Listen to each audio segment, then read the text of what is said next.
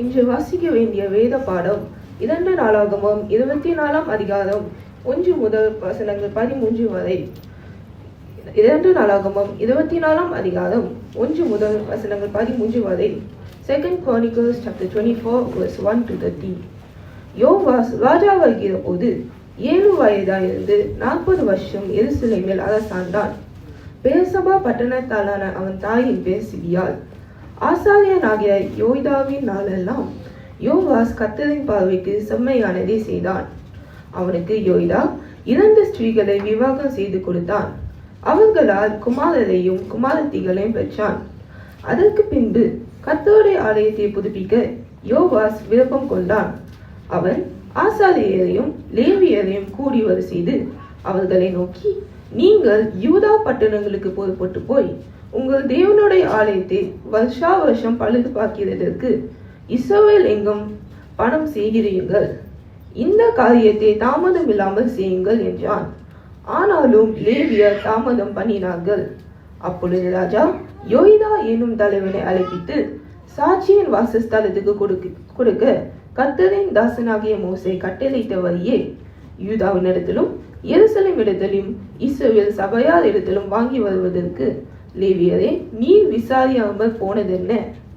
அந்த பொல்லாத ஸ்ரீயாகிய அத்தாலியாளுடைய மக்கள் தேவனுடைய ஆலயத்தை பலவந்தமாக்கியிருந்து கர்த்தருடைய ஆலயத்தில் உள்ள பிரதிஷ்ட பண்ணப்பட்டவைகளை எல்லாம் பாகல்களுக்கு செலவு பண்ணி போட்டார்களே என்றான். அப்பொழுது ராஜாவின் சொற்படி ஒரு பெட்டியை உண்டாக்கி அதை கர்த்தருடைய ஆலயத்தை வாசலுக்கு புறம்பே வைத்து, கர்த்தரின் தாசனாகிய மோசே வனாந்தரத்தில் இஸ்ரவேலுக்கு கட்டளையிட்ட வழியே கர்த்தருக்கு கொண்டு வாருங்கள் என்று யூதாவிலும் எருசலேமிலும் பறைசாற்றுவித்தார்கள். அப்பொழுது எல்லா பிரபுக்களும் எல்லா ஜனங்களும் சந்தோஷமாய் கொண்டு வந்து பெட்டி நிறைய அதிலே போட்டார்கள். வெகு பணம் உண்டென்று கண்டு லேவியார் கையால் அந்த பெட்டி ராஜாவின் விசாரிப்புக்காரர் அண்டையில் கொண்டு வரப்படும் போது ராஜாவின் சம்பிரத்தையும் பிரதான ஆசாரியனுடைய விசாரிப்புக்காரனும் வந்து பெட்டியில் இருக்கிறதை கொட்டி எடுத்து அதை திரும்ப அதன் ஸ்தானத்தில் வைப்பார்கள். இப்படி நாளுக்கு நாள் செய்து மிகுந்த பணத்தை சேர்த்தார்கள். அதை ராஜாவும் யோய்தாவும் கர்த்தருடைய ஆலயத்தின் வேலை விசாரிக்கும் ஊழியக்காரர் கையிலே கொடுத்தார்கள். அதனால் அவர்கள் கர்த்தருடைய ஆலயத்தை புதுப்பிக்கும்படி கல் தச்சரையும் கர்த்தருடைய ஆலயத்தை பழுது பார்க்கும்படி கொற்றரையும் கண்ணாரையும் கூலிக்கு அமைத்துக் கொண்டார்கள். அப்படி வேலை விசாரிக்கவர்கள் தங்கள் கையினாலே வேலையை நடத்தியதை பண்ணி தேவனுடைய ஆலயத்தை அதன் முந்தின சீருக்கு கொண்டு வந்து அதை பலப்படுத்தினார்கள். இது தேவனுடைய வசனம். கர்த்தருடைய பரிசுத்த நாமத்திற்கு ஸ்தோத்திரம் உண்டாவதாக. இந்த நாள் விசேஷமாக நாம் வாலிபர்கள் ஞாயிறு என்று நாம் ஆசரிக்கிறோம். Every first Sunday of July we want to thank God for the young people in our midst. ஆகவே இந்த நாளினுடைய ஆராதனையில நமக்கு சிறப்பாக கர்த்தருடைய வார்த்தை கொண்டு வர ரெவரண்ட் மோசஸ் அலகேசனை நான் அழைத்து, Pastor, please come and bring the word of God to our young people and to all of us on Youth Sunday ன்னு சொல்லி நான் அழைப்பை வழங்கினேன். And I told him the topic and text is all yours, Pastor. நீங்க ஜெபித்து நீங்க எப்படி கர்த்தர் உங்களை நடத்துறாரோ நீங்க நடத்துங்கன்னு சொல்லி அவரை நான் அழைத்து கொண்டேன். அந்த அழைப்பை அவர் ஏற்றுக்கொண்டார். I really thank God for Pastor Moses.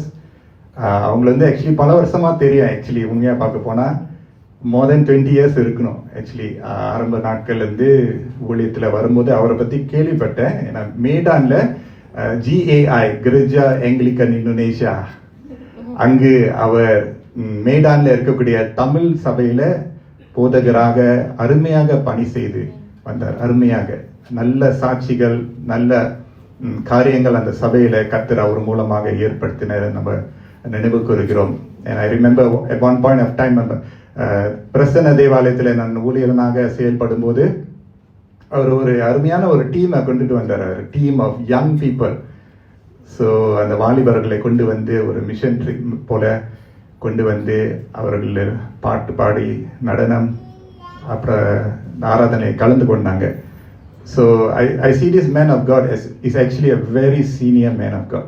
ரொம்ப really, Pastor, I need to acknowledge this to all the congregation members. He's a very, very senior man of God.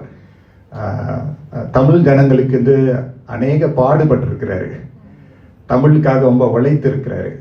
And you know, he is able to reach out to all age group. So அவருக்கு வந்து ஒரு deep experience இருக்கு. I believe he has a very very deep experience that will bless the young people. அவர் கொடுக்கிற செய்தி, I'm not sure what he is going to preach. அவர் இப்பதான் நான் பார்க்கிறேன், அதாவது நேற்று தான் அவருக்கு அந்த ஸ்லைட்ஸ்லாம் அனுப்புனாரு. But I know that he has something very deep to offer. மேலோட்டமான ஒரு செய்தி வராது நான் நம்புறேன். So much of experience. அவர் திருமணமாகி 5 பிள்ளைகள் இருக்கிறாங்க. அவங்க வைஃப் இஸ் ஜூலி, ஜூலி, அவங்களும் ஊழியத்தில் இருக்கிறாங்க. என் husband and wife they do a fantastic ministry. So அவங்களுடைய சபை இப்போது வந்து he was an Anglican. Okay, Anglican திருச்சபையிலேருந்து அவர் ஊழியர் செய்து இது ஆங்கிலிக்கன். இப்போ வந்து அவர் மெத்தடிஸ்ட் குருவானவராக இருக்கிறாரு. அப்போ வந்து எனக்கு வந்து அண்ணன் சொல்லலாம், இப்போ வந்து கசன். ஆங்கிலிக்கன் மெத்தடிஸ்ட் அவர் கசன் சொல்லுவாங்க. So Pastor, we are very honored to have you here, Pastor. Please come and bring the word of God to us. ஆண்டவரும் அருமை இரட்சகருமாகிய இயேசு கிறிஸ்துவின் இனிய இன்ப நாமத்தில் உங்கள் அனைவருக்கும் இன்ப காலை வணக்கம். தோத்திரம். அல்லேலூயா. நான் பார்த்த ரொம்ப மறைச்சு பார்க்கறது மாதிரி தெரியுது. சந்தோஷமா இருக்கிறீங்களா? Thank you for the good introduction, Pastor. Yes, I must say I was not an Anglican. I am still an Anglican by heart. ஏன்னா எங்களுடைய மெத்தடிஸ்ட் திரு ஆலயத்தில் நீங்கள் பார்த்தீங்கன்னாக்க இந்த ஆல்டர் செட்டப் இங்கேயும் சரி மேடான்லையும் சரி still an Anglican alter setup.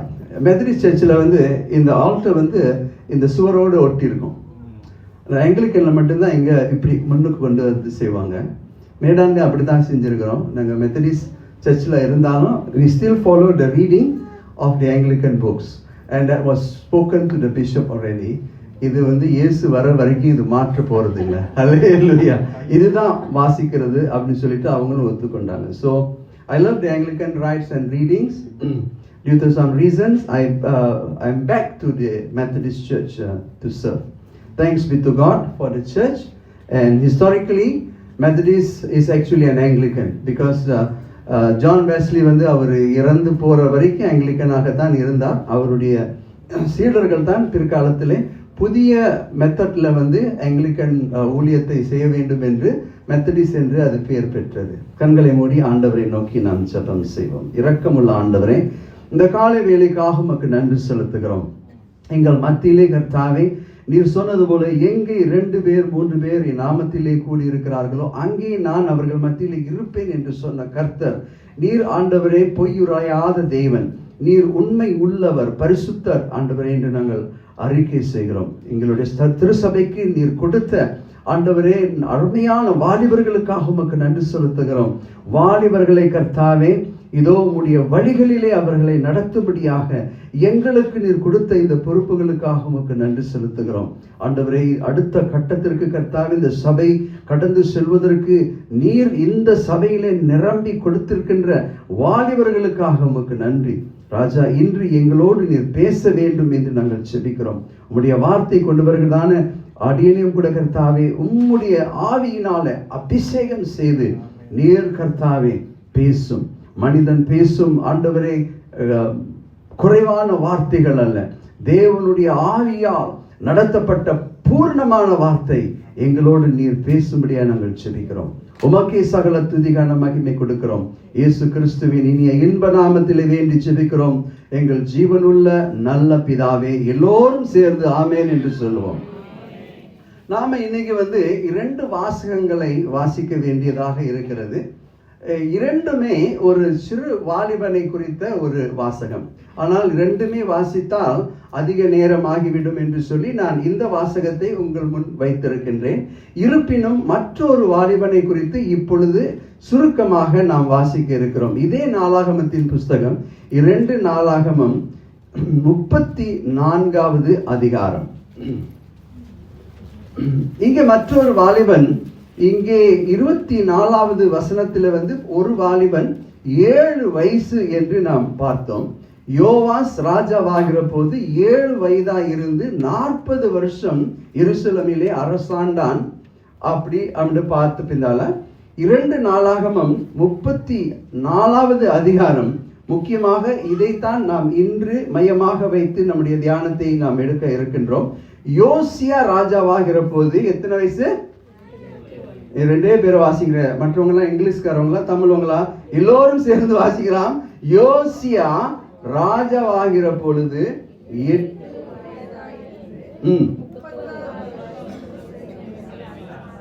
எல்லாரும் பைபிள் கொண்டு வரலையோ? எல்லாரும் பைபிள் கொண்டு வந்தவங்களாம் வாசிக்கணும். யோசியா ராஜாவாகிற பொழுது 8 வயதாயிருந்து 31 வருஷம் எருசலேமிலே அரசாண்டார்.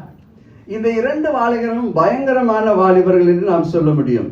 அதாவது ஒருவர் 7 வயதிலே இருந்த பொழுது ஆண்டவருக்கு தன்னுடைய தேசத்திற்கு தன்னுடைய வாழ்க்கையை அர்ப்பணித்து கொடுத்த ஒரு மனிதன் அல்லது நியமிக்கப்பட்ட மனிதன் என்று நாம் சொல்ல முடியும். மற்றொரு நபர், அவர் 8 வயதா இருக்கும் பொழுது இப்படிப்பட்ட ஒரு காரியத்தை ஆண்டவருக்கு என்று தன்னுடைய வாழ்க்கையை அர்ப்பணித்து கொடுத்த காரியங்கள். அவர் தன்னுடைய வாழ்க்கையை ஆண்டவரால் தெரிந்து கொள்ளப்பட்ட ஒரு மனிதனாக இருந்த பொழுது அல்லது சிறுவனாக இருந்த பொழுது அவர் என்னெல்லாம் செய்தார் என்று இந்த 2 அதிகாரங்களிலும் நாம் அதிகமாக பார்க்க முடியும்.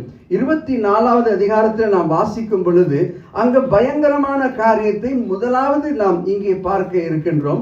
வாசிக்கலாம். ஆசாரியனாகிய யோய்தாவின் நாளெல்லாம் யோவாஸ் கர்த்தரின் பார்வைக்கு என்ன செய்தாரு? சொல்லுங்களேன், எல்லாரும் சொல்லணும். செம்மையானதை செய்தான். இந்த திருச்சபையிலே தேவன் அதாவது நமக்கென்று வைத்திருக்கின்ற இந்த ஆசாரியனாகிய தேவனுடைய ஊழியக்காரன், அந்த யாரா இருந்தாலும் சரி, இன்றைய காலத்திலே ஆண்டவர் பாஸ்டர் ரெவரன் அதாவது மறைத்திரு இஸ்ரவேல் அவர்களை வைத்திருக்கிறார். இவருக்கு பின்னாக அல்லது இவருக்கு முன்னாக இருந்த ஆயர்கள் நம்ம மத்தியிலே ஊழியம் செய்திருக்கிறார்கள். இன்று ஊழியம் செய்கிறவர்களும் முன் ஊழியம் செய்கிறவர்களும் இனி வரக்கூடிய காலங்களிலே இந்த திருச்சபையிலே நாட்டப்பட்டவர்களாகிய உங்கள் ஒவ்வொருவரும் ஆண்டவர் நம்மிடத்திலிருந்து எதிர்பார்க்கிற காரியம் என்னது? அவர்களுக்கு கர்த்தரின் பார்வைக்கு செம்மையானவைகளை செய்ய வேண்டும். சொல்லுங்க, செம்மையானவைகள். சொல்லுவோம், செம்மையானவைகள். ஆக ஊழியர்கள் நம் மத்தியிலே ஆண்டவர் நியமித்திருக்கும் காலங்களிலே நாம் என்ன செய்ய வேண்டும்? கடவுளுக்கென்று செம்மையான காரியங்களை நாம் செய்ய வேண்டும்.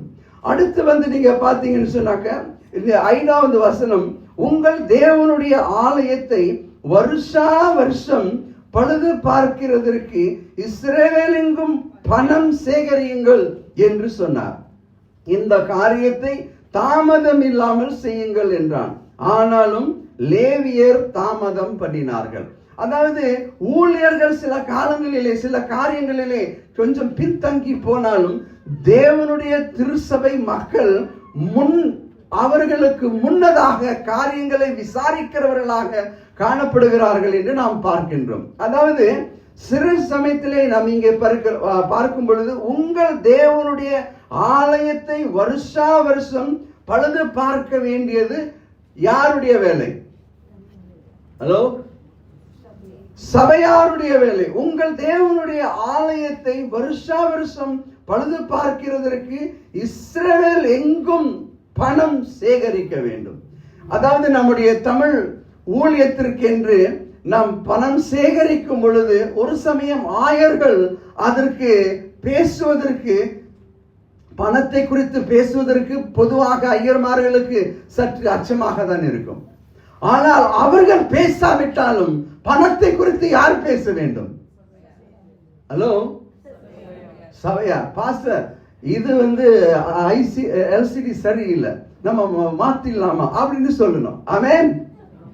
பாஸ்டர், இந்த மைக் சரியில்லை, இது என்ன பண்ணலாம் பாஸ்டர்? இதுக்காக ஜெபிக்க முடியாது இல்லையா? இது என்ன செய்யணும்? மாத்தணும். நம்முடைய நாற்காலிகள் கொஞ்சம் பழுதா போயிடுச்சு பாஸ்டர், இதெல்லாம் கொஞ்சம் மாத்தணும். யார் சொல்லணும்? ஆக இந்த காரியத்துல தான் இந்த ஆயர்கள்லாம் கொஞ்சம் தாமதமாக இருப்பாங்க, முன் வர மாட்டாங்க. ஊழியம் செய்தல அவங்க மும்முரமாக இருப்பாங்க. இந்த முழுமையாக நம்ம இந்த வாசகத்தை வாசித்து இருக்கிறோம். So I want to move onwards to 34 now. இப்பொழுது வந்து 30வது அதிகாரத்திற்கு நான் கடந்து செல்ல விரும்புகிறேன்.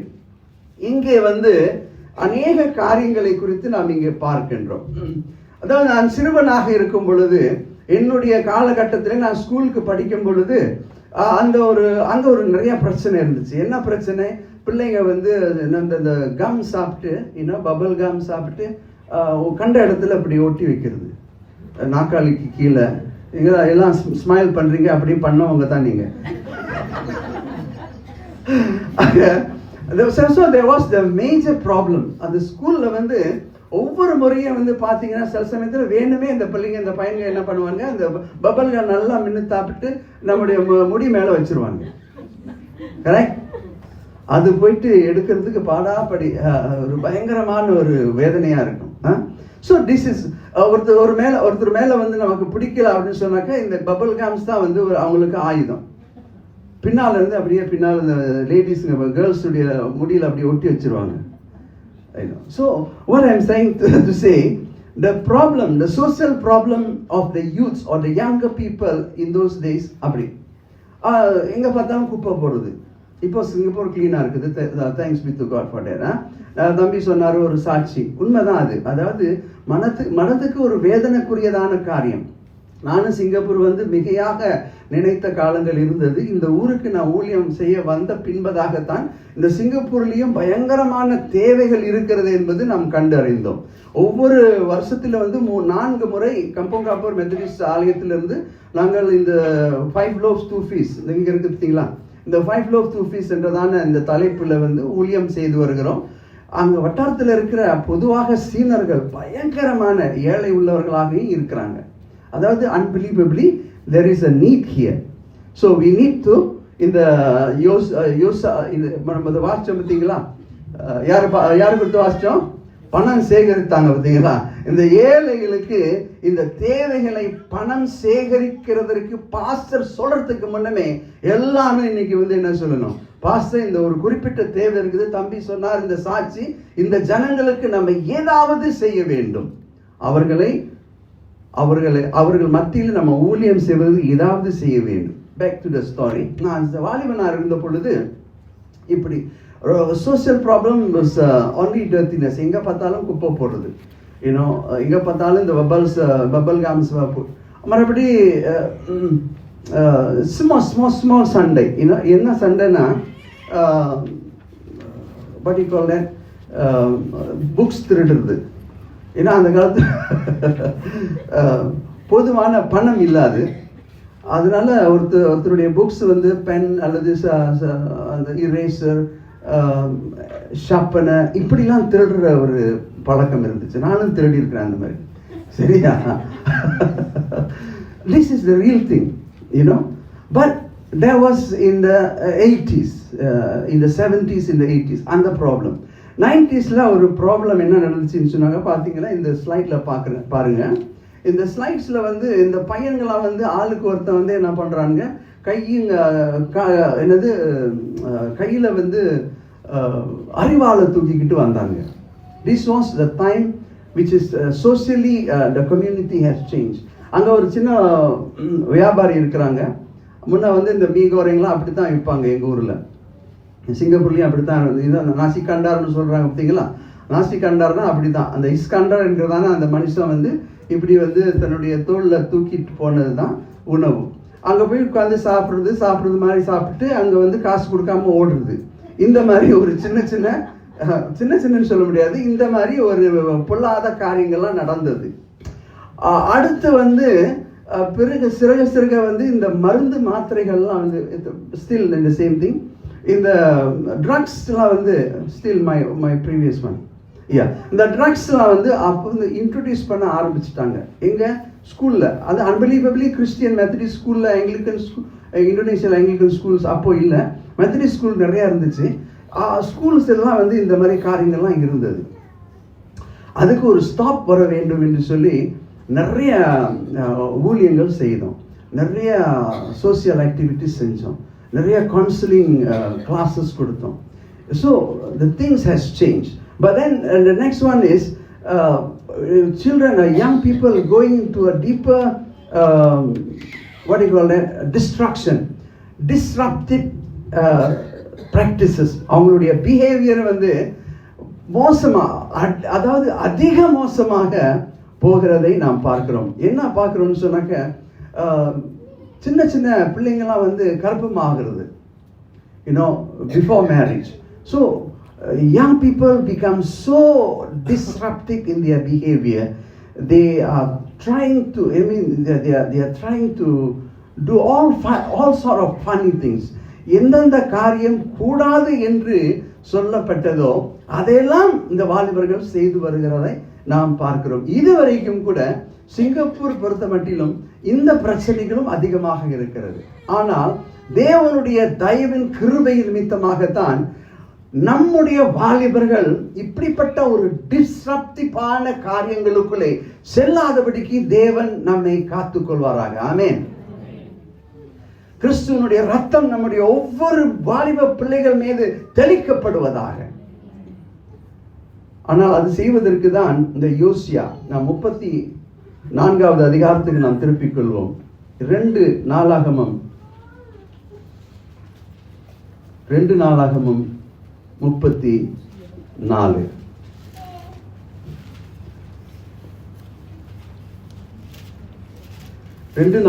34ஆம் அதிகாரத்திலே நாம் அங்கே ஒரு பெரிய காரியங்களை குறித்து இந்த மனிதன் தன்னுடைய சிறு வயதிலிருந்தே அவன் செய்து வருகிறதை நாம் பார்க்க இருக்கின்றோம்.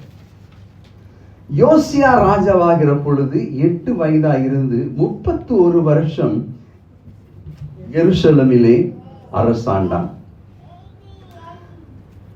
அவன் கர்த்தருடைய பார்வைக்கு செம்மையானதை செய்து தன் தகப்பனாகிய தாவீதின் வழிகளில் வலது இடதுபுறமாக விலகாமல் நடந்தான். அவன் தன் ராஜ்யபாரத்தின் 8ஆம் வருஷத்தில் தான் இன்னும் இளவதாய் இருக்கையில் தன் தகப்பனாகிய தாவீதின் தேவனை தேட ஆரம்பித்து 12ஆம் வருஷத்திலே மேடைகள், தோப்புகள், சுரூபங்கள், விக்கிரங்கள் ஆகிய இவைகள் அகற்றி போடும்படி யூதாவையும் எருசலேமையும் சுத்திகரிக்க தொடங்கினான். இதுதான் நம்ம பார்க்கிறோம். நீங்க அப்படியே தொடர்ந்து இந்த 13வது வசனங்கள் வரைக்கும் நம்ம வாசிக்கும் பொழுது, அவர் முதலாவது தீமை நிறைந்த ஒரு உலகத்திலே, ஒரு கலாச்சாரத்திலே வாழ்ந்தவராக காணப்பட்டார். அன்றைய காலத்திலே கடவுளுக்கு இடம் இல்லாத இருந்தது. அவங்களுக்கு மெயினா இருக்க வேண்டியது, அவர்கள் மிகைப்படுத்தாமல், அதாவது அவர்களுக்கு இடம் கொடுக்காமல் விக்கிரக தோப்புகளுக்கு இந்த இஸ்ரவேலுக்கு மிக முக்கியமான ஒரு ஆராதிக்கும் ஸ்தலமாக மாறிவிட்டது. அவைகள் எல்லாம் அழித்து போட்டதாக இங்கே நாம் பார்க்கின்றோம். ஆக சிறு வயதா இருந்தே தேவனுக்கு பயப்பட வேண்டும் என்றதான ஒரு அச்சம், கடவுளுக்கு பயப்படுகிறதான காரியம் அவனுக்கு இந்த சிறு வயது தொடங்கே ஆரம்பமாக இருக்கிறதை நாம் பார்க்கின்றோம். கடவுளுக்கு பயப்படுகிற பயத்தினாலே அவன் தேவனை நாடினார் என்று நாம் பார்க்கின்றோம். அப்பொழுது 16 வயதில், அடுத்த ஸ்லைட்ல நீங்க பார்க்கலாம், அடுத்த 16 வயதா இருக்கும் பொழுது யோசுவா கர்த்தரை தேட ஆரம்பித்தார். அடுத்து 20 வயதிலே விக்கிரகங்களை அவர் அழிக்க ஒரு முடிவு எடுத்தார். யூதாவிலும் எருசலேமிலும் இருக்கிற எல்லா விக்கிரக கோட்டைகள் அனைத்தையும் அவர் அழிக்க செய்யும்படிக்கு உத்தரவிட்டார். ஆலயத்தை மறுபடியும் கட்டும்படி முடிவு செய்தார்.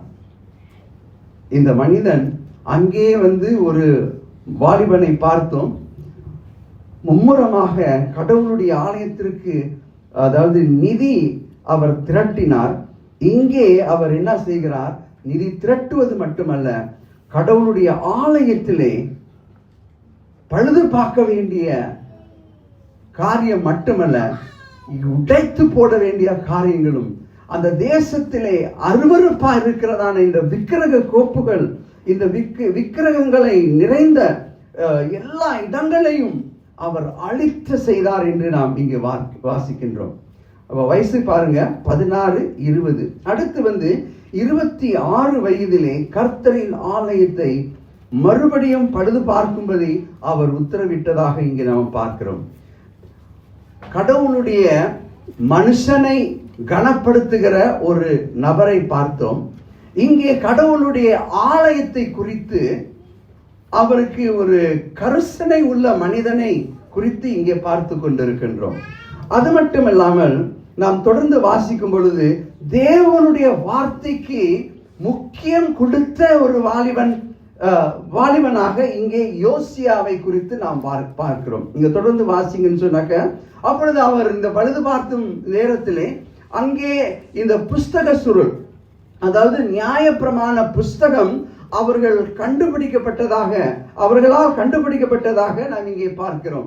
அந்த புஸ்தக சுருள் இவர் கூட பார்க்காத ஒரு சுருளாக, இந்த நியாய பிரமாண புஸ்தகம் அநேக வருஷங்களாக, அநேக ஆண்டுகளாக, அது பல வருஷங்கள் தொலைந்து போன சுருளாக காணப்பட்டது. நியாயப்பிரமாணமே இல்லை. அவர்களுக்கு கடவுளுடைய வார்த்தை இல்லாமல் இருந்த ஒரு சில காலம் இருந்தது. இன்றைக்கு இந்த பழுதுபார்க்கும் இந்த நேரத்திலே எப்படியோ எங்கேயோ ஒரு இடத்திலே அந்த நியாயப்பிரமாண சுருளை அவர்கள் கண்டு மறுபடியும் அதை வாசிக்கும்படிக்கு அவர் கையிலே கொடுக்கப்பட்ட பொழுது அவர் என்ன செய்தார் என்று நம்ம பார்க்கும் பொழுது தன்னுடைய அங்கியை, தன்னுடைய ஆடையை அவர் கிழித்து கொண்டார் என்று வேதத்தில் நாம் வாசிக்கிறோம். அடுத்து ஆலயத்திலே ஜனங்கள் கொண்டாட வேண்டியதான பண்டிகைகளை அவர் அனுசரித்தார். பஸ்கா பண்டிகை கொண்டாடப்பட்டது. இங்க தொடர்ந்து நீங்க வாசிக்கும் பொழுது 30 ஆண்டுகளாக அவர் ஆட்சி செய்தார். அவருக்கு குறுகிய வயசு தான், 34 வயசுல அவர் இறந்து போனதாக வேதம் சொல்லுகிறது. 34 வருஷத்திலே அவர் வாழ்ந்த இந்த காலங்களில் 31 ஆண்டு அவர் நன்மையான காரியங்கள் ஜனங்களுக்கும் தேவனுடைய மக்களுக்கும் திருச்சபைக்கும் ஊழியம் செய்தார். ஆண்டவர் உங்களுக்கு எத்தனை வயசு கொடுத்திருக்கிறார்? உங்களுக்கு இன்னைக்கு 30 வயசு உள்ளவங்களாம் யாரா இருக்கிறீங்க? Who among you are 31 years old? யாரும் இல்லையா? குறைவா இருக்கிறீங்களா? 26? No. 16? 20? No age. What's your age group? 16 years, 20 years, 26 years, 31 years. And by the way, this shows இந்த கால வரம்பு இந்த வாலிபர்கள், இந்த சிஸ்டர் சொன்னாங்க யூத் அண்ட் யங் அடல்ட், இதுதான் இந்த வயசுல தான் இது வருது. ஸோ இவங்க போல ஆட்கள்லாம் யூத் யங் அடல்ட்னு சொல்ல முடியாது இல்லையா? Pastor Israel and I, we are no more in this age group. But the Bible says to us, many of us who pass this age of 16, 20, 8, 16, 20, 26 and 31. I repeat, 7, 8, 16, 20, 26 and 31.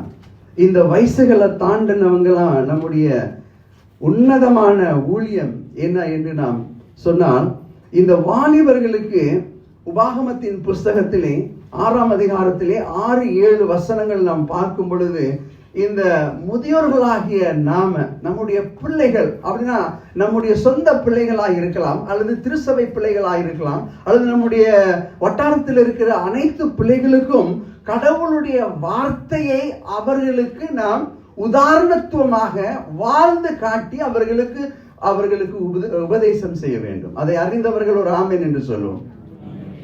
அதாவது இது கடவுளுடைய கட்டளை. உபாகமம் 6ஆம் அதிகாரம் 6-7 வசனங்களை நாம் வாசிக்கும் பொழுது, நாம பழைய ஏற்பாட்டு காலத்தில் கடவுள் கொடுத்த நாம வாழ வேண்டிய ஒரு முன் உதாரணம். It is not so much about the teaching, it is more about the living. How do we live? நான் பிறகு சொல்றேன். அது தீத்து 2ஆவது அதிகாரம் எடுத்தவங்க வாசிக்கலாம். தீத்து 2:2 6 வரைக்கும் வாசிக்கலாம். முதிர் வயதுள்ள முதிர் வயது உள்ள புருஷர்கள் ஜாக்கிரதை உள்ளவர்களும் நல் ஒழுக்கம் உள்ளவர்களும் தெளிந்த புத்தி உள்ளவர்களும் விசுவாசத்திலும் அன்பிலும் பொறுமையிலும் ஆரோக்கியம் உள்ளவர்களாக இருக்க வேண்டும் நான் புத்தி சொல்லுகிறேன் என்று சொல்லுகிறார். அதாவது இன்றைக்கு நம்முடைய ஆராதனை வாலிபர்களுக்கு மட்டுமல்ல, எல்லோருக்கும் என்று பாஸ்டர் சொன்னாரு. சகோதரி சொன்னாங்க, இன்னைக்கு நமக்கு youth and young adult. So இந்த யூத் அந்த காலத்துல இருந்த யூத்ஸ் சொன்னாக்க 7-8 வயசு யூத்ஸ் தான். ஏன்னா that was the different because they live longer இல்லையா. ஸோ இந்த 7 வயசு 8 வயசுல உள்ளவங்க எல்லாம் ஒரு யூத்தா கன்சிடர் பண்ணப்பட்டது. இந்த வாலிபன் கடவுளுடைய ஆலயத்திற்கு மட்டுமல்ல, தேவனுடைய ஜனங்களுக்கு சேவை செய்ய தன் வாழ்க்கையை அர்ப்பணித்து கொடுத்தான். அர்ப்பணித்து கொடுத்து 31 ஆண்டுகளாக அவன் ஆட்சி செய்தான். அவனுடைய ஆட்சியிலே நல்ல இப்ப நம்ம தீத்துல வாசித்த மறுபடியும் நாம திறந்து வைத்துக் கொள்வோம். தீத்து 2 எழுதப்பட்ட அத்தனை காரியமும் அவன் செய்தவனாக நாம் பார்க்கலாம். அவன் என்ன செய்தான்? ஜனங்களுக்கு அன்பாக இருந்தான். அவன் தேவனுடைய மக்களுக்கு தன்னுடைய வாழ்விலே நல் ஒழுக்கம் உள்ளவனாக காணப்பட்டான் என்று நாம் பார்க்கலாம். ஒவ்வொரு வார்த்தையும் இங்கே இந்த தீத்து 2 நாம் பார்க்கிறோம். முதிர் வயது உள்ளவனாக இருக்கிற புருஷர்கள் ஜாகிரதை உள்ளவர்களாகவும் நல் ஒழுக்கம் உள்ளவர்களாகவும் தெளிந்த புத்தி உள்ளவர்களாகவும் விசுவாசத்திலும் அன்பிலும் பொறுமையிலும் ஆரோக்கியம் உள்ளவர்களாகவும் இருக்க வேண்டும் என்று இவர்கள் இப்படிதான் ஒவ்வொரு முதிர்ந்த வயது உள்ளவர்கள். இங்கே நான் கேட்டேன், 7, 8, 16, 20, 31 உள்ள வயசு யாருமே கை தூக்கல. அப்படின்னா இங்க எல்லாரும் முதிர்ந்த வயது உள்ளவர்கள் இல்லையா? முதிர்ந்த வயது உள்ளவர்கள்லாம் இப்படி என்ன இருக்கணும்? ஆரோக்கியமாக தங்களுடைய அனைத்து காரியங்களிலும் அன்பிலும் பொறுமையிலும் ஆரோக்கியம். You must be healthy in your love and in your patience. பொறுமையாக இருப்பது ஆரோக்கியமாக இருக்க வேண்டும். அன்பை கொடுப்பதிலே, பகிர்ந்து கொடுப்பதிலே நாம் ஆரோக்கியமாக இருக்க வேண்டும். என்னுடைய தேசத்திலே நான் பிறந்து வாழ்ந்தது மேடான்ல ஏறத்தாழ 75,000 தமிழவங்க இருக்கிறாங்க. அவர்களுக்காக ஜெபித்துக் கொள்ளுங்கள். நம்ம அந்த தேசத்துல அதிகமாக கிறிஸ்தவம் இருந்தாலும் லூத்தரன்ஸ் தான் நிறைய பேர் இருக்கிறாங்க. இந்தோனேஷியன் லூத்தரன்ஸ், அதாவது மலாய்க்காரவங்க அதிகமாக அவங்க லூத்தரன்ஸா இருக்கிறாங்க. இயேசு கிறிஸ்துவை பற்றி நம்முடைய ஜனங்கள் மத்தியிலே அன்பார்ச்சுனேட்லி, அதாவது அது நம்மளால நம்ப முடியல. மலேசியா பிணைங் துவங்கி ஜோஹர் வரைக்கும் பார்த்தீங்கன்னா எங்கிலிக்கன் சபை அந்த காலத்தில் ஓஹோ ஆகான்னு கொடி பறந்த காலங்கள் இருந்தது. இப்பொழுதும் இருக்கிறது, சிங்கப்பூரிலும் இருக்கிறது. ஆனால் ஒரே மணி நேரத்தில் மேடானுக்கு ஃப்ளைட் 1 hour தான். அங்கே தமிழவங்க இருக்கிறாங்க, யாருமே போய் ஊழியம் செய்யலை. அன்பிலீவபிள் இல்லையா? ஆனால் சோலமன் பாக்கியநாதன் சொல்லிட்டு ஒரு மெத்தடிஸ்ட் ஐயர், நம்ம ஷார்ட் ஸ்ட்ரீட் மெத்தடிஸ்ட் சர்ச்சில் உள்ளவர். அவர் தான் 1930s போயிட்டு தமிழர்கள் மத்தியில் ஊழியம் செய்ய வேண்டும் என்று தன்னை ஒப்பு கொடுத்தார். ஆனால் அப்போ ஜனங்க ஏற்றுக்கொள்ளாத பட்சத்தில் அவரும் சோர்ந்து போயிட்டு அவர் மெண்ட்ரின், கேந்தனீஸ், ஹொக்கியன் இதெல்லாம் மொழிகள்லாம் பேசுகிறவர், ஆங்கிலம் சிறப்பாக பேசுகிறவர். அந்த சீன ஜனங்களுக்கு போய் ஊழியம் செய்தார். இன்னைக்கு சென்னை மெத்தடிஸ்ட்னு சொன்னாக்க மேடானில் ஓஹோ வாஹான்னு இருக்குது, பயங்கரமான ஆலயம். The most wealthiest Christian denomination in Medan is the Methodist Church. They have 2 hospitals, they have so many churches, they have universities and schools, innumerable. இதுக்கு காரணகர்த்தராக இருந்தது யாரு? ஒரே ஒரு தமிழன். சொல்லுங்க, தமிழன். தமிழர்களால சாதித்த ஒரு பெரிய காரியம் மேடான்ல என்னன்னா, மெத்தடிஸ்ட் சபையை நிறுவினவர் தமிழ் ஆளு தான். அப்பொழுதுதான் அது அங்க மட்டும் இல்லை. இப்போ போகோருக்கு போனீங்கன்னாக்கா East Java, and then you go to Palembang, அங்கேயும் மெத்தடிஸ்ட் சபைகள் இருக்குது. அங்கேயும் அவர் போயிட்டு திருச்சபைகளை நிறுவினார். தமிழ் பேசக்கூடிய ஒரு ஐயர், ஒரு கிறிஸ்தவ ஐயர், அவர் தன்னுடைய வாழ்க்கையை வாலிப காலத்தில் மேடானுக்கு என்று கொடுத்தார். அன்பிலீவபிளி, அதாவது அது மனசு வேதனைக்குரியதாக இருக்கிறது. என்னன்னு சொன்னா, இயேசு கிறிஸ்துவை தமிழர்கள் ஏற்றுக்கொள்ளவில்லை. அப்பொழுதுதான் பல காரியங்கள் இருந்திருக்கலாம், அது காரணங்களாக இருக்கலாம், அது எனக்கு தெரியாது. ஆனால் மறுபடியும் இந்த காலகட்டங்களில் நீங்க பார்த்தீங்கன்னாக்க, இந்த 75,000 தமிழர்கள் இருக்கிற இந்த நகரத்திலே தமிழ் ஊழியம் அதிகமாக இல்லை. தமிழர்களுக்கு என்று ஊழியம் செய்ய யாருமே மிஷனரிகள் வந்ததில்லை. இவரை தவிர கத்தோலிக்க சபையில் ஒரு பண்டூம் என்று சொல்லிக்கூடியதான ஒரு டச்சு ஊழியர் வந்தார். அவர் தமிழ் பேசும் ஒரு டச் ஐயர், அவர் ஊழியம் செய்தார். ஒரு கத்தோலிக்க மக்கள் இருக்கிறாங்க மேடான்ல. ஒரு பயங்கரமான வேளாங்கண்ணி ஆலயத்தை கட்டி வச்சுக்கிறாங்க. பார்த்தீங்கன்னா பயங்கர ஜெகஜோதியா இருக்குது. அன்பார்ச்சுனேட்லி அங்கே நிறைய விக்கிரகங்களும் இருக்குது இல்லையா. ஆனால் ஆண்டவர் என்னை மேடான்ல பிறக்க செய்து அங்கே அந்த மக்கள் மத்தியில் ஊழியம் செய்ய தேவன் கிருபை செய்தார். இந்த வாலிபர் மத்தியில் நான் ஊழியம் செய்தேன்.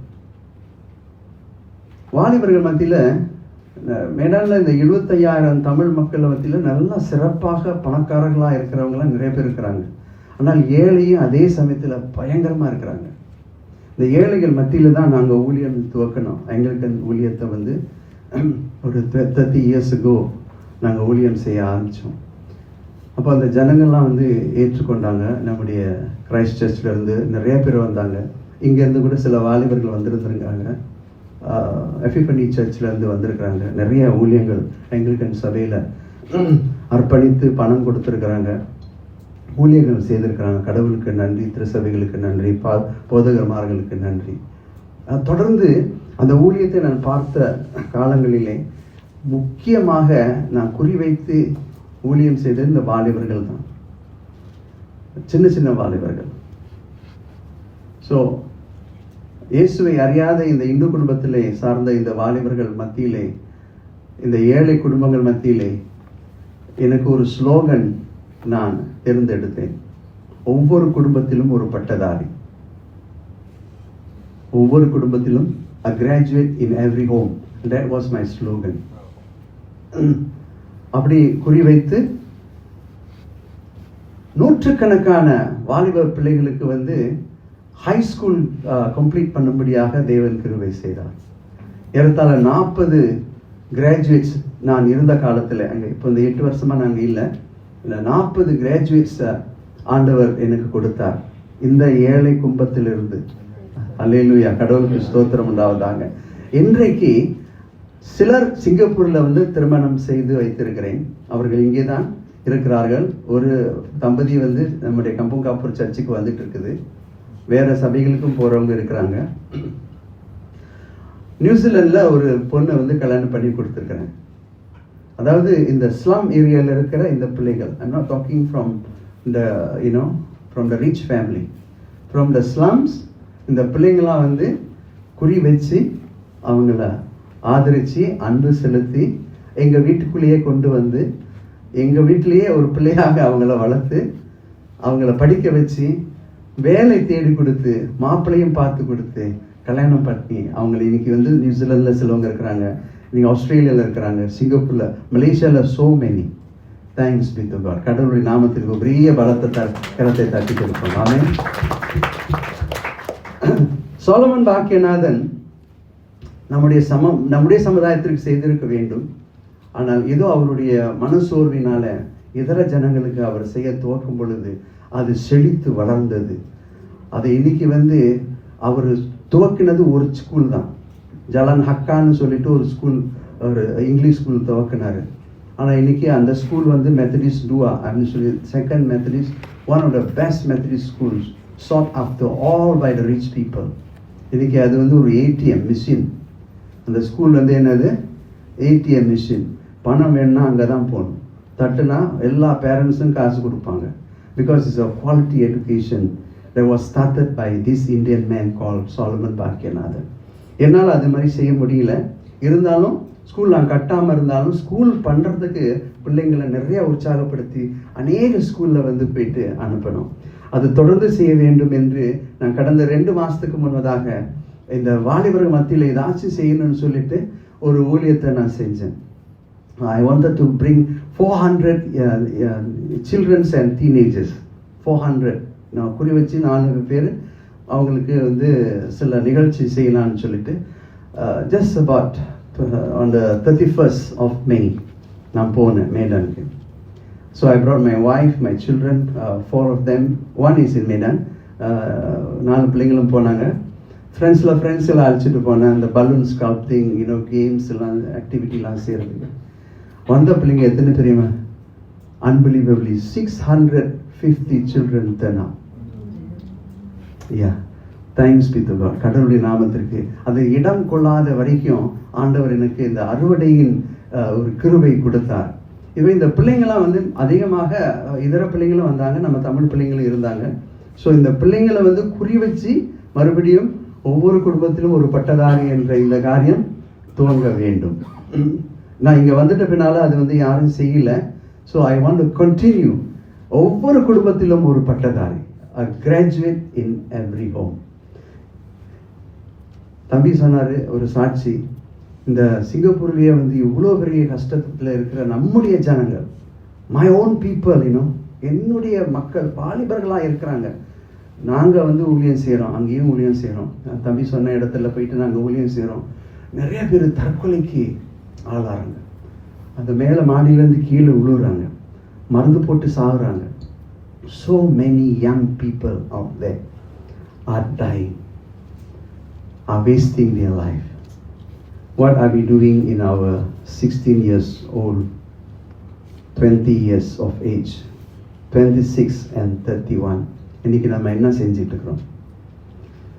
முதிர்ந்த வயதர்களாக இருக்கிற நம்ம என்ன செய்கிறோம்? அவர்களுக்கு நாம் முன்மாதிரிகளாக இருக்கிறோமா? அவர்களுக்கு நாம் ஆரோக்கியமுள்ள ஆலோசகர்களாக நாம் இருக்கிறோமா? தம்பி ஒரு அழைப்பு கொடுத்தார்.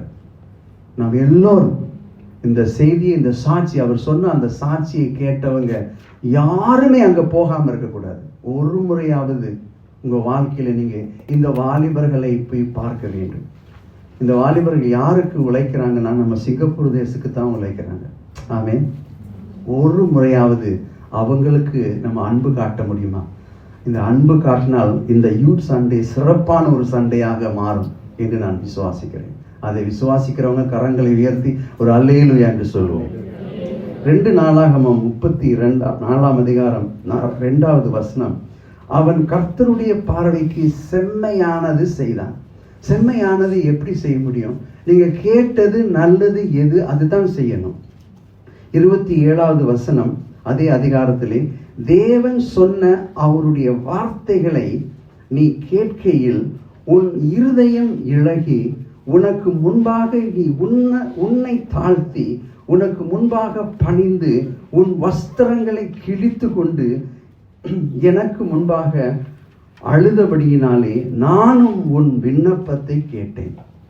ஆண்டவர் நம்முடைய விண்ணப்பத்தை கேட்க வேண்டும் என்று சொன்னால் நாம் செம்மையான காரியங்களை செய்ய வேண்டும்.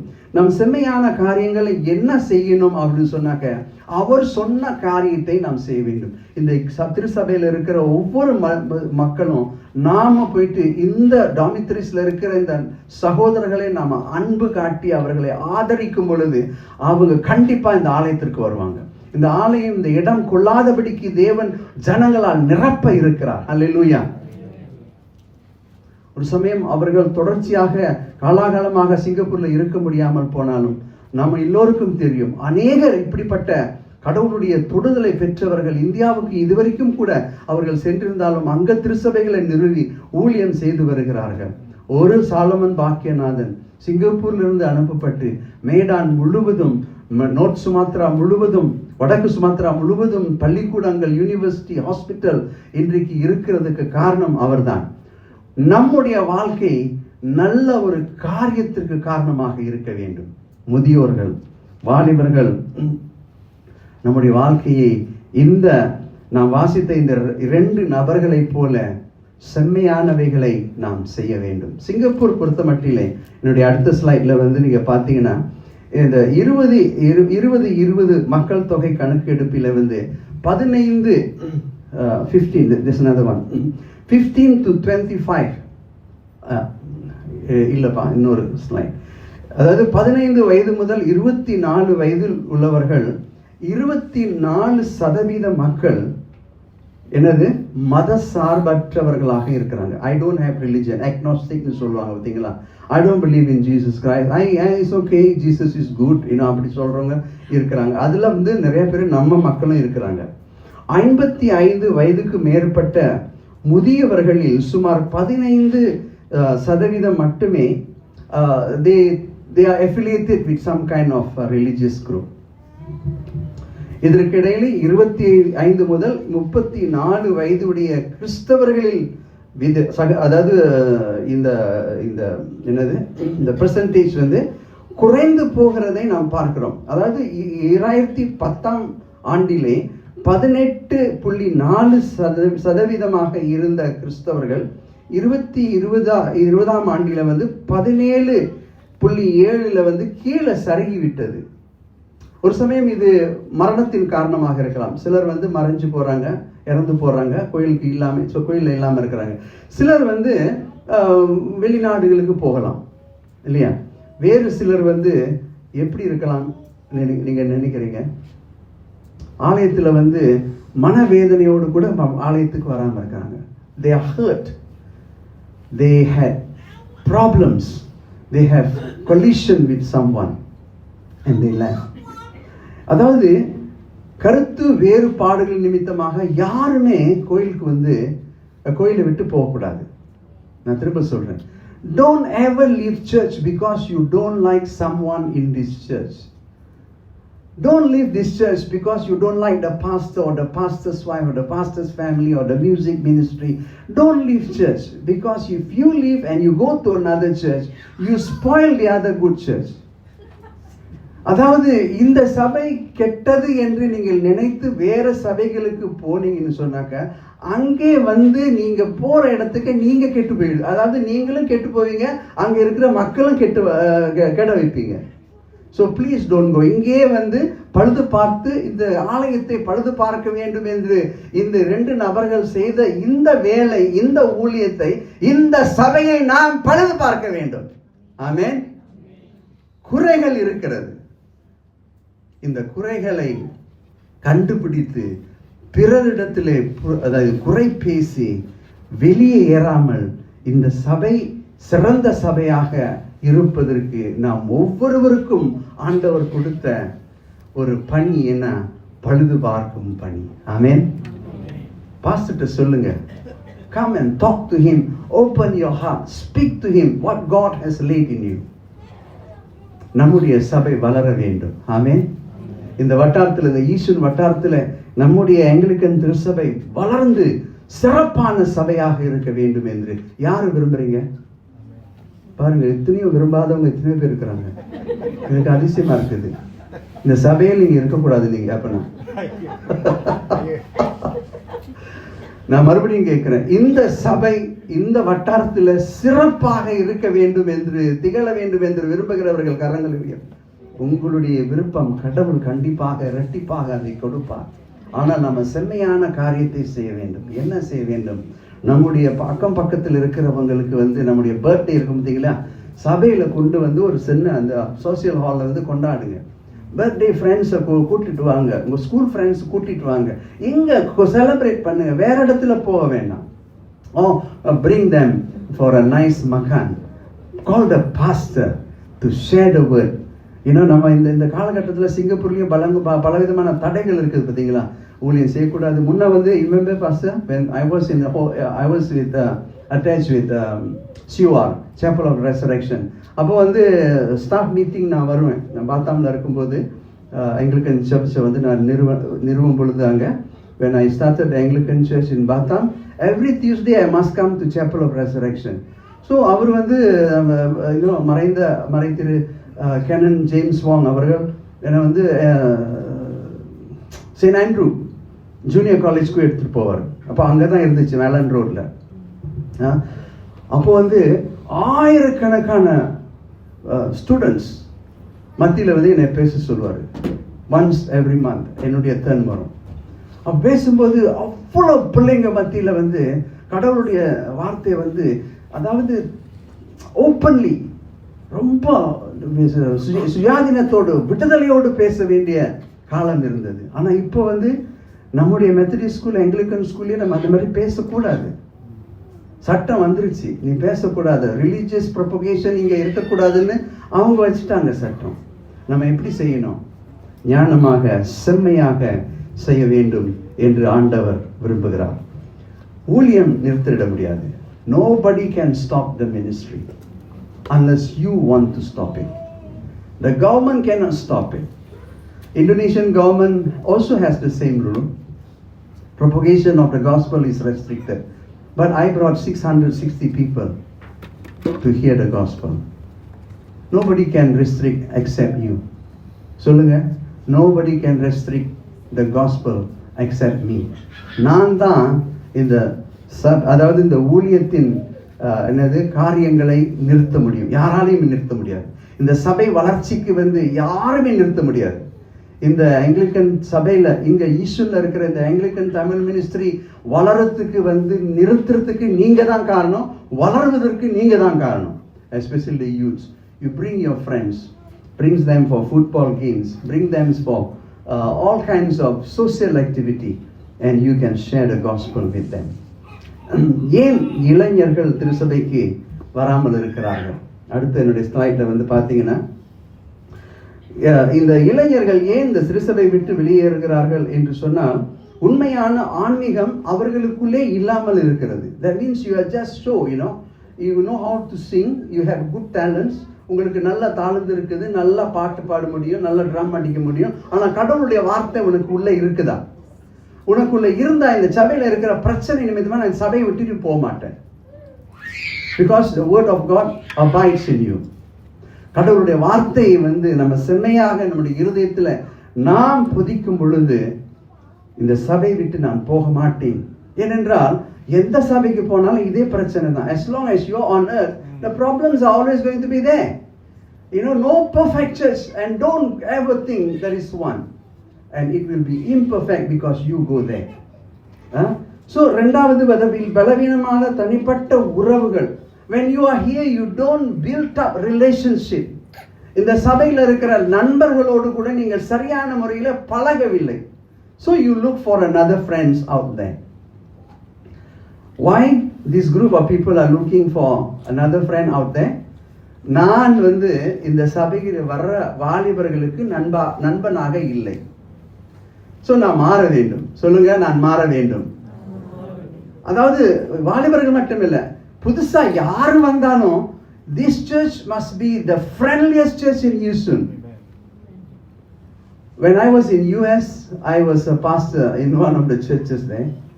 அங்க வந்து ஒரு ஸ்லோகன் எங்க சர்ச் கமிட்டி போட்டிருந்தாங்க, the friendliest church in town. My church. So Houston Anglican Church must be the friendliest church in town. வரவங்க வந்து உபசரிக்கிறதுல வந்து கவனிக்கிறதுல, நல்லா இருக்கிறீங்களா, எங்க இருந்து வந்தீங்க, எத்தனை பிள்ளைங்க, எங்க படிக்கிறீங்க, இப்படி சும்மா சிம்பிள் கேள்விகளை கேட்டாலுமே அவங்களுடைய மனசுக்கு வந்து குளிர்ந்து போயிடும். எங்க பக்கத்துல உட்காந்துக்கிட்டு பார்க்காம கை கொடுக்காம பேசாம இருந்து போனீங்கன்னாக்க, this is our weakness. இப்படி இருக்கிறதுனால நம்முடைய உறவுனால நம்ம அவங்கள ஆதாயப்படுத்த முடியாது என்பது ஒரு நிச்சயம் இல்லையா? ஸோ வாலிபர்கள் உண்மையான கிறிஸ்தவர்களா இருந்தாங்கன்னு சொன்னாக்கா, ஆன்மீகத்துல கடவுளுடைய வார்த்தையில வந்து நம்ம உண்மையா இருக்கணும். நம்முடைய பலவீனமாக இருக்கிறதான இந்த காரியங்கள், நம்முடைய உறவுகளை நாம் சரி செய்து கொள்ள வேண்டும். நமக்குள்ள வந்து ஒரு நம்பகத்தன்மை இருக்க வேண்டும். There must be a trust.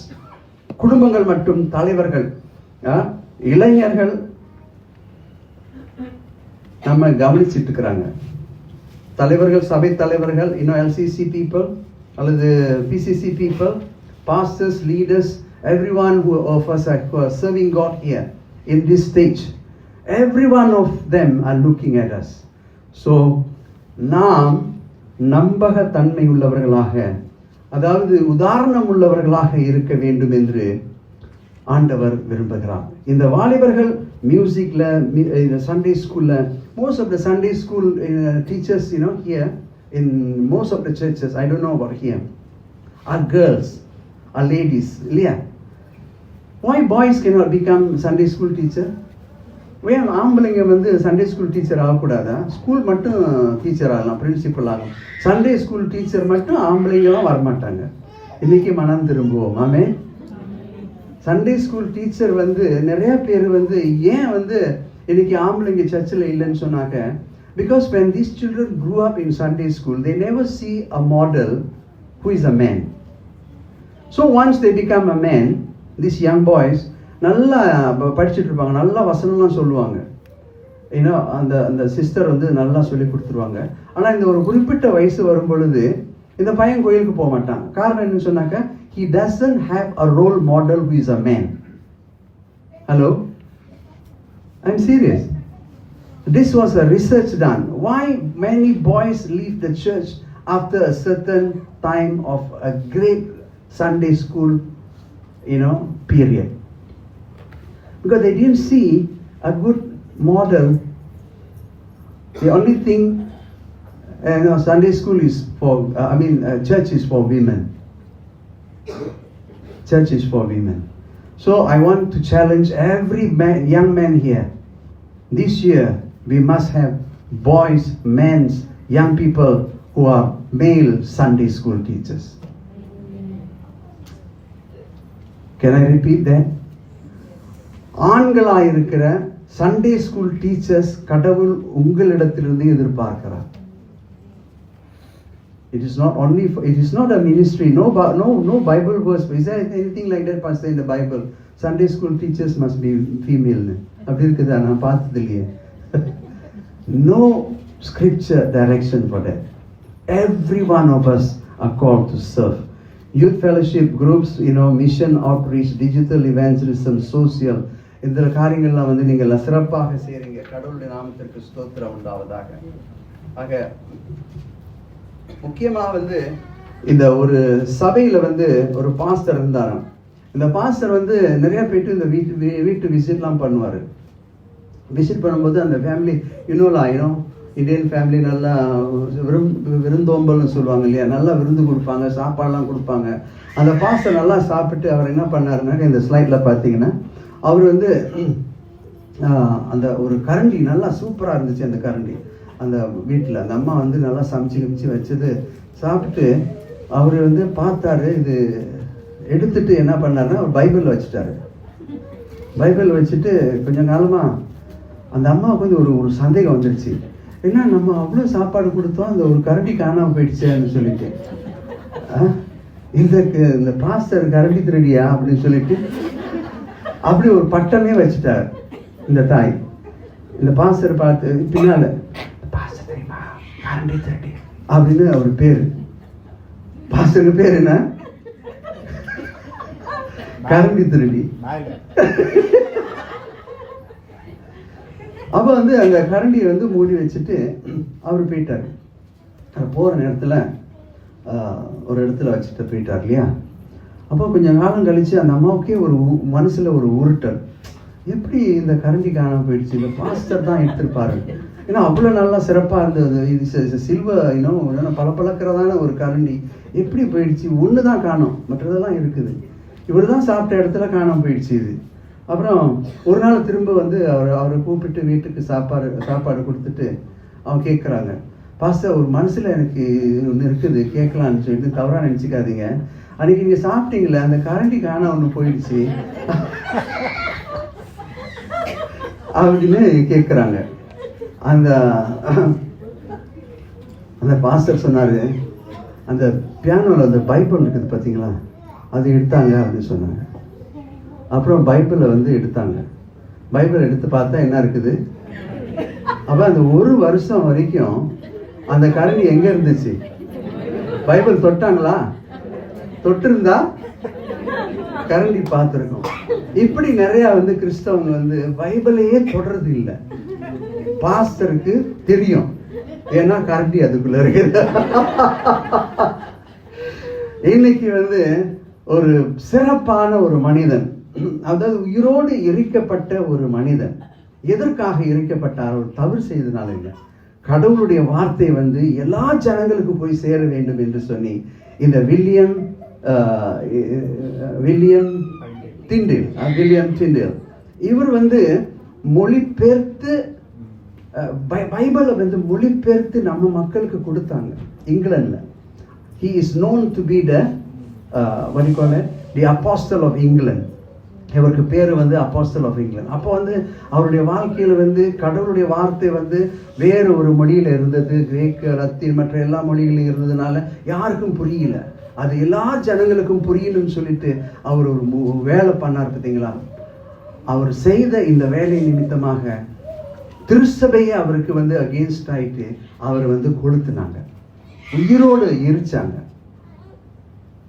இன்னைக்கு நமக்கு வந்து இங்கிலீஷ் பைபிள் இருக்குது. William Tyndale is the reason for the Bible. நமக்கு we have so many translations of the Bible.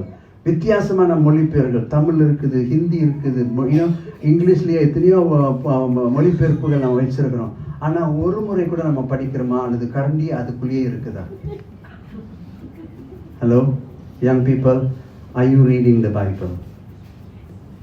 India Christianity வந்து பார்த்தீங்கன்னா, இந்தியாவில் இருக்கிற இந்தியர்கள், நம்முடைய தமிழ்நாட்டில் ஒரு வசனம் பாஸ்டர் சொல்றாரு, தீத்து 5ஆம் அதிகாரம் இருக்குதா? தீத்து இல்லை தீத்து 1ஆம் அதிகாரம் 5வது வசனம், அப்படி வசனம் நம் அப்படின்னு சொல்லும்போது அங்க 40 பேர் பாடிப்பாங்க.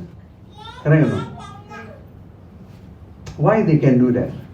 That is the Indian Christianity. Tamil கிறிஸ்டியானிட்டின்னா தமிழ்நாட்டில் வந்து சிஎஸ்ஐ இருக்கட்டும், பெந்தகோஸ்தலா இருக்கட்டும், ஒரு பாஸ்டர் இங்கே அந்த ஐயர்கள்லாம் சொல்லுவாங்க, வசனம் எடுப்போம், எரேமியா 28ஆம் அதிகாரம் 30வது வசனம் சொல்லும்போது அங்கே எல்லாம் போட்டி போட்டு வாசிப்பாங்க. They are very good at turning the Bible and at reading it. Are we Indians or not? நாம தமிழர்களா? நாமளும் பைபிள் வாசிக்கிறோமா? நம்ம எப்படி வாசிக்கிறோம்? இந்தியாவிலிருந்து வந்த கிறிஸ்தவங்க இங்க இருக்கிறீங்க, நீங்க இந்த சிங்கப்பூர் கல்ச்சரோட கலந்து போகாம உங்களுடைய நம்முடைய தமிழ்நாட்டில் இருக்கிற அந்த நல்ல கல்ச்சர் பைபிளை சரியா படிக்கிறதுக்கு, என்னுடைய கம்பம் காப்பூர்ல வந்து 90% மக்கள் எல்லாம் இந்தியர்கள் தான். ஒரு நானே வந்து திணறுவேன் பைபிள் திறக்கிறதுக்கு. ஆனா அவங்க நான் சொல்றதுக்குள்ள அவங்க 40 பேர் படிப்பாங்க. I really admire you, Indian people from India. If you are here, the Lord bless you. இப்படிப்பட்ட ஆவியை இங்க வந்து புகுத்துங்க. இப்படிப்பட்ட பழக்கத்தை வந்து இந்த வாலிபர்களுக்கு நீங்க சொல்லுங்க. இப்படிப்பட்ட பழக்கங்கள் இந்த பிள்ளைகளுக்கு வரணும்னா நீங்க தான் சண்டே ஸ்கூலா வரணும். ஆமென். ரெண்டே ஆமென் தான். வில்லியம் டிண்டில் ஊழியம் செய்தது எப்படி? வேதத்தை இந்த உலகத்திற்கு கொண்டு வந்தார். ஒரு சமயம் நாம் பல காரியங்கள் இன்னைக்கு வந்து நம்ம தவறி இருக்கலாம். இந்த நேரத்திலே நான் மனம் திரும்புவதற்கு ஒரு நேரம். நான் நிறைய காரியங்களை சொன்னேன், நீங்க நிறைய காரியங்கள் வந்து செய்யலாம். நான் வந்து இந்த டாமிட்ரிஸ் காரியங்களை சொன்னேன், அதுல நான் ஈடுபாடு கொடுக்குறேன் ஆண்டவரே என்று சொல்லலாம். இந்த சபையிலிருந்து நம்ம பழுது பார்க்க வேண்டியது, நம்ம சரி பார்க்க வேண்டியது என்ன காரியங்கள் இருக்கிறது? ஜனங்களுக்கு வந்து நாம் அன்பு செலுத்துவது, மக்களோடு நாம் அதாவது அவங்களுக்கு நல்ல ஒரு ஃப்ரெண்ட்ஷிப்பாக இருக்கிறது. நம்முடைய வீடுகளில் வந்து நம்ம காரியங்கள் செய்யும்போது ஊழியருக்கு வந்து கனம் கொடுத்து அவர்களை வந்து வீட்டுக்கு அழைச்சி நம்முடைய காரியங்களை வந்து நடத்தி கொடுப்பது. கடவுளுடைய வசனம் எப்படியாவது ஜனங்களுக்கு போய் சேர வேண்டும் என்பது ஒரு சவால் உங்களுக்கு நான் வைத்து போகிறேன். எல்லா ஜனங்களும் ஆண்டவராக இயேசு கிறிஸ்துவ இந்த வட்டாரத்தில், இந்த ஈஸ்வரன் வட்டாரத்தில் இந்த சபை வந்து மோஸ்ட் ஃப்ரெண்ட்லியஸ்ட் சர்ச், மிகவும் அருமையான செம்மையான சபையாக திகழ வேண்டும் என்று நாம் ஒவ்வொருவரும் விரும்ப வேண்டும். அல்லேலூயா. நம்முடைய கரடியை வந்து பைபிளுக்குள்ள வைத்துக் கொள்ளாமல் அதை திறந்து பார்த்து டெய்லி அந்த கரண்டினால ஒரு ஊட்டி ஒரு சாப்பாடு சாப்பிடுறது போல கரண்டியை வைத்து பைபிளை சாப்பிடுவோம். ஆமென். ஒரு சமயம் இதெல்லாம் நம்ம செய்வது நாம் தவறி விற்கலாம். நாம் கடைசியில் இந்த ஒரு ஸ்லைட்டை நான் உங்களுக்கு காட்டிட்டு நான் முடிக்க விரும்புகிறேன். ஜப்பானில் வந்து இந்த ஒரு இந்த மாதிரி ஒரு அருமையான ஒரு பர்டிகுலர் பவுல் இருக்குது. Do you like this bowl தானோ? அழகாக இருக்குதா இல்லையா? ஆனால் இந்த பவுல் இது எப்படின்னா, இது உடஞ்சி போன பவுல். வீட்டில் வந்து திடீர்னு தவறிகிரி உடஞ்சிரும். இது உடஞ்சி போன இந்த பவுல் வந்து அவங்க தூக்கி எறிய மாட்டாங்க. என்ன பண்ணுவாங்க, அது அழகுபடுத்தி அதில் வந்து கோல்டு இல்லைன்னா சில்வர் இல்லைன்னா பிளாட்டினம் இப்படி வந்து அவங்க அது வரைஞ்சி அது ஒட்டி வைப்பாங்களாம். இது ஒட்டி வச்ச இந்த பொருளுக்கு வந்து அது ஒரு பேர் வச்சுக்கிறாங்க, கின்சுக்கி அப்படின்னு சொல்லிட்டு. இந்த பவுலுக்கு வந்து பவுல் இல்லை, இப்போ இந்த பழுது பார்க்கப்பட்ட இந்த பவுல் அதுக்கு பேரு கின்சுக்கி. அதாவது தங்கத்தினாலே பழுது பார்த்து அது உடைந்து போன பாத்திரங்கள் எல்லாம் மறுபடியும் ஒரு விதமான அரக்கோடு சேர்த்து பூசி அது வெள்ளி அல்லது பிளாட்டினா அல்லது தங்கத்தினால அது சரி செய்து அது பயங்கரமான விலை உயர்ந்த ஒரு நிலையில வந்து விற்கிறாங்களாம், விலைக்கு விற்கிறாங்க. உடைஞ்சு போன ஒரு பாத்திரம் அழகுபடுத்தப்பட்டு சிறப்பான செம்மையான ஒரு பாத்திரமாக மாறுகிறது. அல்லேலூயா. நம்முடைய வாழ்க்கையிலும் கூட நாம் இன்று இந்த செய்தியை கேட்டு பின்பதாக நாம் உடைந்து போயிருக்க வேண்டும். நான் உடைந்து போன பாத்திரம், ஒரு யூஸ்டே இல்லை, நான் வந்து செம்மையாகி இல்லை, நான் ஆண்டவருக்கு உண்மையாக இல்லை அப்படின்னு நீங்க நினைக்கலாம். இந்த மத்தியான வேலையிலே ஒரு முறை கூட, ஆண்டவரே, இந்த உடைந்து போன பாத்திரமாகிய என்னை உம்முடைய இரத்தத்தினால பூசப்பட்டவனாகி நான் அழகுள்ள செம்மையான அன்பான நாம் தாக்கமுள்ள ஒரு வாலிபராக, ஒரு கிறிஸ்தவராக, ஒரு திருச்சபை மக்களாக நான் இருக்க வேண்டும் என்று என்னை நான் அர்ப்பணித்து கொடுக்கிறேன் என்று நாம் சொல்வோமா? பிரியமானவர்களே, கண்களை மூடுவோம். ஆண்டவரை நோக்கி ஒரு முறை கூட, ஆண்டவரை, உடைந்த பாத்திரம் நான், அது உமக்கே தெரியும், தேவன் பயன்படுத்துகிறீர், இது யாருக்கு புரியும்? உடைந்த பாத்திரம் நான், அது உமக்கே தெரியும், தேவன் பயன்படுத்துவீர், இது யாருக்கு புரியும்? உதவாத என்னில் நீர் உறவானீர், இங்க இல்லாம என் உலகம் விழிக்காதே. பிரியமானவர்களே, இப்படிப்பட்ட ஒரு பாடல் நாம் எல்லோரும் சேர்ந்து இணைந்து குரல் கொடுத்து, ஆண்டவரை, உடைந்து போன பாத்திரம் தான் நான், இந்த கின்சுக்கியை போல நான் சிறப்பான ஒரு பாத்திரமாக மாற வேண்டும், நான் விலையுயர்ந்த ஒரு பாத்திரமாக மாற வேண்டும், செம்மையான ஒரு பாத்திரமாக நான் மாற வேண்டும். நன்மையான காரியங்கள் இந்த திருச்சபைக்கு வாலிபனாக என்னுடைய வயதிலே கர்த்தாவே, நான் ஒரு சின்ன வாலிபன், 16 வயசா இருக்கலாம், 21 வயசா இருக்கலாம், 31 வயசா இருக்கலாம், அல்லது அதற்கு மீது உள்ளவர்களாக நாம் யாராக இருந்தாலும், வேதம் சொல்லுகிறது, வாலிபன் தன் வழியை எதனால சுத்தம் பண்ணுவான்? கடவுளுடைய வார்த்தை நிமித்தமாகத்தான். கடவுளுடைய வார்த்தைக்கு நாம் இடம் கொடுக்கிறோமா, அல்லது நாம் அதை மூடி வைத்து ஏதோ ஒரு இடத்தில் நாம் வைத்திருக்கிறோமா? இந்த மத்தியான வேளையிலே நாம் நம்முடைய வாழ்க்கையிலிருந்து எல்லா ரீதியிலிருந்து நாம் மனந்திரும்படியாக உடைந்து போன ஒரு பாத்திரமாக நாம் ஒப்புக்கொள்ளுவோம். உடைந்து போன பாத்திரம் நான் ஆண்டவரே, உம்முடைய சமூகத்தில் நான் வருகிறேன் என்று சொல்லி, இப்படிப்பட்ட ஒரு நிலையில் நீங்கள் நான் அறிந்திருக்கிறேன் என்று நீங்கள் சொல்வீர்களால், நீங்கள் இருக்கும் இடத்துல நீங்கள் நிற்கலாம், அல்லது முன் வரும்படியாக உங்களை அழைக்கிறேன், உங்களுக்காக ஜெபிக்கும்படியாக நான் வாஞ்சிக்கிறேன். என்னுடைய வாலிப காலம் 16வது வயதிலே, 20வது வயதிலே, 31வது வயதிலே, 22வது வயதிலே, எந்த வயதாக இருந்தாலும், ஆண்டவரே, ஒரு உடைந்து போன பாத்திரம் போல என்னை நீர் பழுது பார்க்கும்படியாக உம் கரத்தில் நான் மறுபடியும், ஆண்டவரே, ஒரு கின்சுக்கியாக, நான் ஒரு, ஆண்டவரே, தங்கத்தால் பொருத்தப்பட்ட ஒரு பாத்திரமாய் என்னை ஒப்புக் கொடுக்கிறேன் ஆண்டவரே என்று முன் வரீங்களா? யாராவது வாலிபர்களே, நீங்கள் உங்களை ஒப்புக் கொடுக்கும்படியாக நான் அன்போடு அழைக்கிறேன். ஒருமுறை கூட நீங்கள் வாருங்கள். இல்லை என்றால் நீங்கள் இருக்கும் இடத்திலே நீங்கள் ஒருமுறை நிற்கும்படியாக உங்களை கேட்டுக்கொள்கிறேன். ஆண்டவரே, இதோ நான் இருக்கிறேன், என் கின்சுக்கியாக தங்கத்தால் பொருத்தப்பட்ட ஒரு உடைந்து போன பாத்திரமாக, அழகான பாத்திரமாக என்னை மாற்றும் என்று நாம் சொல்லுவோம். ஒரு முறை கூட நாம் இந்த பாடலை பாடும் பொழுது நீங்கள் வரும்படியாக அன்போடு கூட நான் எதிர்பார்க்கிறேன். Just invite the young people in our church, if you are from 13 years onwards, படிக்கிறவர்களாக அல்லது if you are a working youth, I just invite you to just stand. எழுந்து நில்லுங்கள். கொஞ்ச நேரம் உங்களுக்காக நம்ம ஜெபிக்க போகிறோம். ஜஸ்ட் ஒரு கவியை பாடிட்டு உங்களுக்காக ஜெபித்து நம்ம தொடர்ந்து செயல்பட போகிறோம். Just want to encourage all the young people, would you just stand? 13 years onwards, as long as you are a student or a working youth, this is your day. இது உங்களுடைய நாள். உங்களுக்காக நம்ம ஜெபிக்க போகிறோம். இரக்கமுள்ள ஆண்டவரே, இதோ என்னை நினைக்கும்படியாக, எங்களை நினைக்கும்படியாக எங்கள் மேல் கிருபையாயிரும் ஆண்டவரே. சபையின் மேலே கிருபையாயிரும் ஆண்டவரே.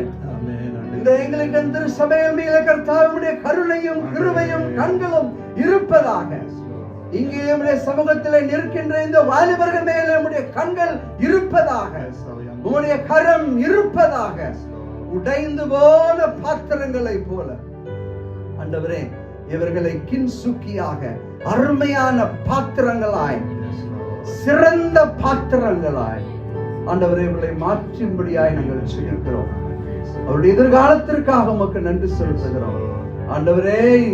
எரேமியா 29ஆம் அதிகாரம் 11வது வசனத்திலே நீர் சொல்லியிருக்கிற இத்தனை ஆசீர்வாதங்கள் இந்த வாலிபர்களுக்கு அடியேன் கூறுகிறேன் ஆண்டவரே, நினைப்பூட்டுகிறேன்.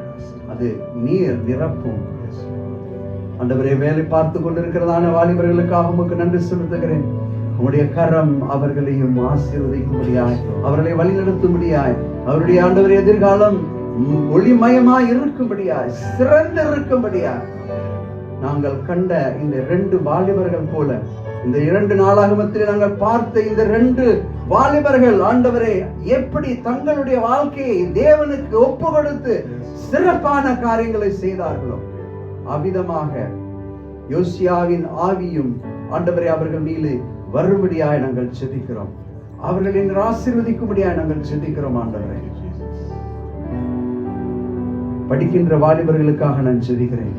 தெய்வீக ஞானம், விவேகம், அறிவு சிறப்பானவர்களாக அவர்கள் திகழும்படியாக மற்ற எல்லா பிள்ளைகளை விட ஆண்டவரே உம்மை நம்பி இருக்கிற எல்லா பிள்ளைகளும் அவர்களை நீர் ஆசீர்வதி. இந்த ஊழியத்திற்காக கர்த்தாவை தங்களை ஒப்பு கொடுத்து ஆண்டவரே சண்டே ஸ்கூல் ஊழியத்திலே, ஆண்டவரே வாலிபர்கள் ஊழியத்திலே மற்றும் சபையின் இதர ஊழியங்களிலே தங்களை ஈடுபடுத்தி ஆண்டவரே தங்களுடைய வாழ்க்கையை பிரயோஜனமாக்கிக் கொள்ளும்படியாக ஆண்டவரே அடியேன் ஆண்டவரே அவர்கள் மீது உம்முடைய ஆசீர்வாதங்களை வருஷிக்கிறேன்.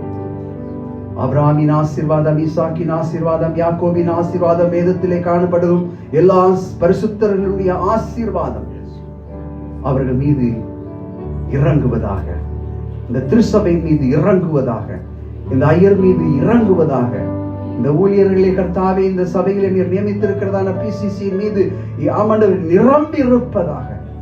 உமக்கே துதி கனம் மகிமை கொடுக்கிறோம் இயேசுவின் நாமத்தில் பிதாவே. ஆமென்.